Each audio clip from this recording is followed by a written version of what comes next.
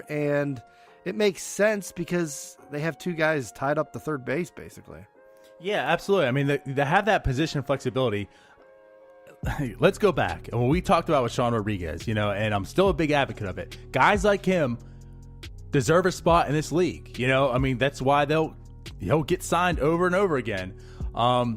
Just the fact that this guy can play everywhere, and Erik Gonzalez, means a lot because, like you said, like that, you can really have an Erik Gonzalez and then just load up the bench with just batters, with hitters, because this guy can go in and sub for any position. Like, you don't have to worry about, okay, we only got a guy that can play first and third. We got a guy to play left and right. We have a guy to play middle infield, and that's, what I mean? Like, this guy can play anywhere. So you have depth at any position right now in one player. That means a lot.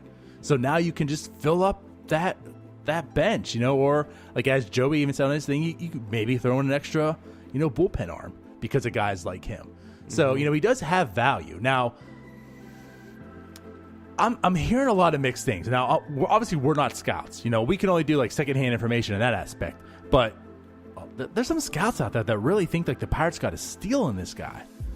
I don't see it by the numbers, obviously. And I know, he has been, backed up. Hasn't been able to get a whole lot of playing time in the majors because obviously you have Jose Ramirez and Francisco Lindor, only two MVP type candidates, almost every year right now. So, you can see why he doesn't get it. But, I mean, some scouts just really think like the Pirates got a steal and this guy has like offensive potential. Yeah, I don't. Even Bucko Mike jumped in saying he had some gap power. You look through the minors, like a lot of these guys. Look at Aguilar with the Brewers last year. A guy that looks like that quad A player, kills AAA. He's always hitting for power, and then just never gets a shot. And then he finally gets a shot, and look what he does. And he was a former Indy, and he went to the Brewers, and then he kind of blew up. Y'all saying my name, put some respect on. But looking through his minor league numbers with Gonzalez, I mean, a .397 slugging percentage in the minors, never really got on base at a high clip, and like you said, it's just that it looks like that utility, reliable glove that you can put around there, and not a guy that's at the plate. He's not just giving away plate appearances. Like he's somewhat competent. He has some home runs. He had 4 in 2017 in sparring, 110 at-bats. Last year he had 136 at-bats. But, yeah, I mean, it's not something – I mean, OPS is all under 700. I mean, this isn't something I don't think all of a sudden you're going to see like a breakout at the plate from him. But another part about this trade that, to me, like what you mentioned about Luplow, giving up Luplow, is that it looks like the Pirates – they have that opening right now in the outfield. So are they going to pursue an outfielder? Like this trade sort of like hints towards that. But at the same time, it also worries me that while they could say, okay, we need to go out in free agency and get an outfielder for a year or so, at least until Polanco comes back, and maybe do a rotation again. But my first thought was, I really hope this isn't their answer for shortstop, Erik Gonzalez. Like, I don't want Gonzalez necessarily getting 130 starts at shortstop.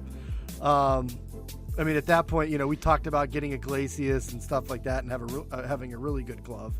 I don't think Gonzalez is that, like, elite glove. I mean, he's fine in multiple positions. He's been above average, but he's no, like, Iglesias or something like that. Right. So I really hope that this isn't like, all right, we'll go get an outfielder in free agency or a trade, but we're going to put Gonzalez at shortstop. I really hope there's a plan behind this for shortstop still. I just hope he's the Sean Rod utility guy that can bounce around, and I hope it's not, okay, he's our shortstop. I mean, that's what I would rather have. Basically, you're 100% accurate. I don't look at this and think like, okay, we got our shortstop. And I don't think that I look at this and say the Pirates are thinking we got our shortstop. I really am looking at this almost as if, I mean, they've had these guys over. It started with J-Hay. J-Hay just got to be really good and ended up being an everyday player. So then came Sean Rodriguez. Like, you see the mold of this team, they always have this type of player. So to me, this guy's filling what the J-Hay, role was back in the day, which turned the Sean Rod role, which now might just end up being the Erik Gonzalez role. So, right, I don't foresee this being like their everyday shortstop. I do see that they're probably going to go out there and get something else. Is it Jose Iglesias? Potentially is. Very well could be. But like going back to Luplow, I'm with you on that. It kind of speaks to me that potentially, right, they're not just going to settle like we'll just have Jordan Luplow play right field until Polanco's ready. Maybe they are going to go out there and get like a Granderson, as we spoke on, or any one of them outfielders. Like they're going to go get somebody. Very much potential in that sense. Now, the other thing too is it's what we've been saying for time and time again with the Pirates' depth. There might not be like a whole lot of top end, but they have how many Jordan Luplows in this system, if not possibly better.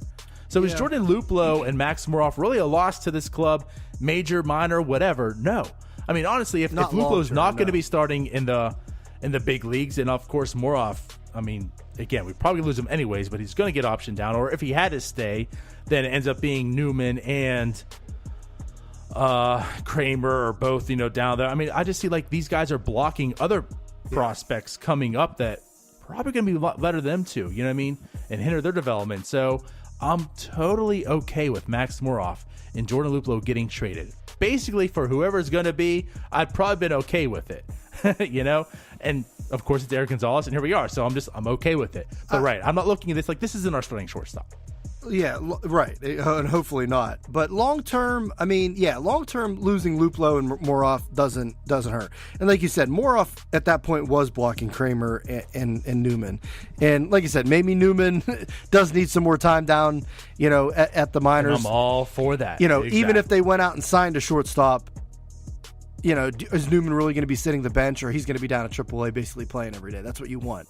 Now Luplow, look, I think Ruga and I were some of the biggest Luplow apologists or supporters around. Like I was the one saying, last offseason, trade Polanco and just put Luplow out there for a season or two until some of these guys like Martin or Reynolds or, and then Swaggerty obviously eventually are ready. Like I still think Luplow can hold down. I thought this situation with Polanco's injury, could have been a nice opportunity for Luplow. I thought he could have held that down.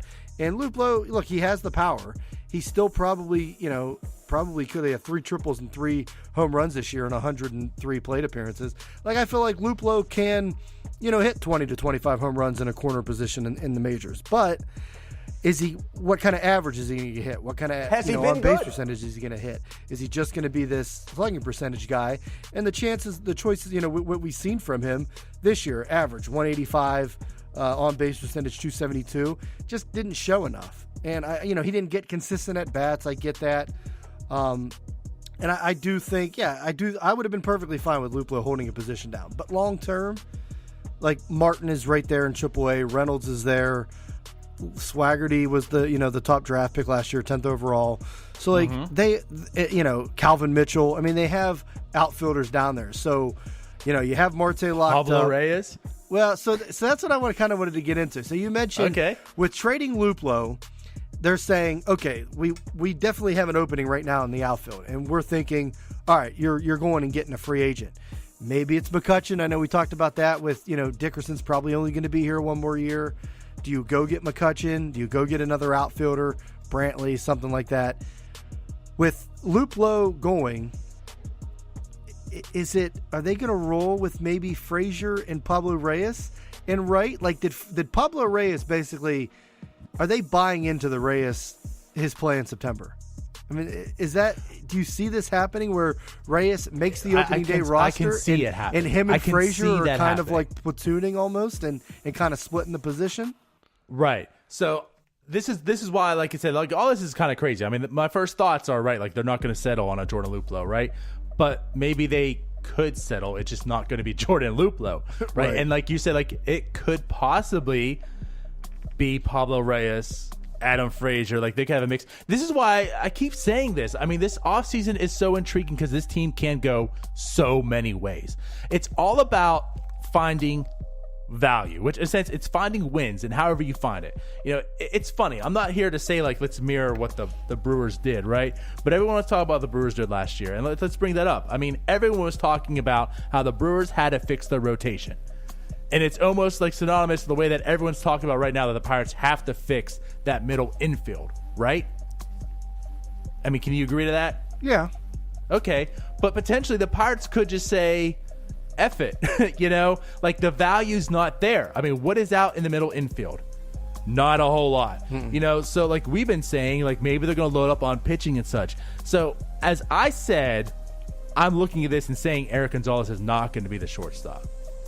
That is a potential as well. Like maybe they look out there and say the value's not there. Why spend $6 million on Jose Iglesias if you value him and think he's going to get you a win when you might be able to spend that same amount of money on, say, a reliever that's going to give you 1.5 wins.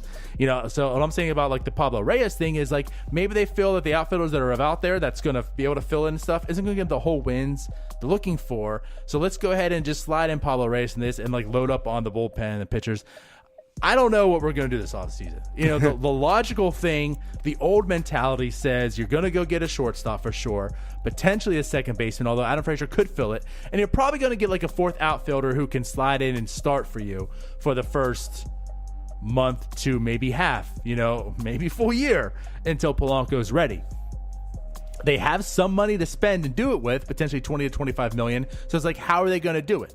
But in the new age, the new way of thinking, just finding stuff, maybe they are just going to slide. Like they have Pablo Reyes, they have Adam Frazier. Let's go out there and let's just spend our money and load it up on other pieces that we find of value, however it comes. Right. Even if it's to a strength. And I don't know, like we joke about it, like Pablo Reyes, the Pablo Sanchez, and all that from that game. But I mean, it's crazy. It's at fool's gold where somebody comes up in September, lights it up, the team plays well, and you think like the Chris Duffy basically, like, oh, this guy can hold this position down, and then you see it's like the morning after, you see it next year what they're really like. Pablo, right. You start diving into some of these minor league numbers, like I was just talking about Aguilar and Erik Gonzalez's minor league numbers. Like Pablo's is a little more encouraging. I mean, he did hit at every level, like 352 on base percentage in the minors. Slugging percentage was a little higher at 411. He hit for power, at different in Altoona 10 home runs, and 8 home runs in Indy, 20 doubles. 4 triples. I mean, we talked about how tough it is to hit in the Pirates minor leagues, especially in Altoona and Indy.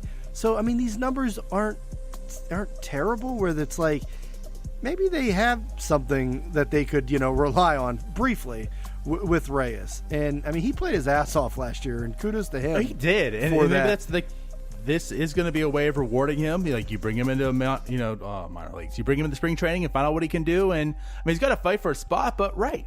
And the thing is too, like you can say what you want about the bat. Like he showed some promise in the minor leagues in the sense of like what numbers are out there. He was never a top prospect. I can tell you probably 98% of Pittsburgh never heard of the guy until he made his debut.